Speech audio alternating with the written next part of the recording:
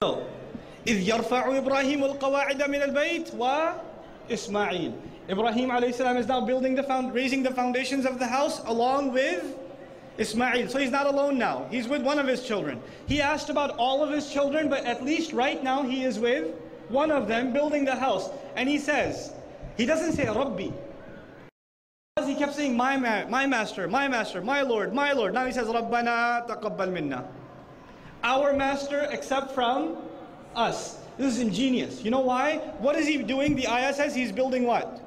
The Kaaba. Is that act accepted by Allah? Yes, it's sanctioned by Allah. He knows it's accepted. Now he doesn't say Rabbi taqabbal minni, my Lord except from me. What does he say? Our Lord except from us. If I don't have a guarantee about all of my kids, at least guarantee me this boy over here. Guarantee me this boy. And he knows this dua is mustajab. He knows that this act he's doing is accepted by Allah, and he's throwing him in. He's put his son in there, guarantees his kid this part of the dua. Rabbana taqabbal minna. The other way this has also been understood is that even if you're doing the best act for the sake of Allah, I can't think of a better masjid project than building the Kaaba, right? That's quite an expansion project, right?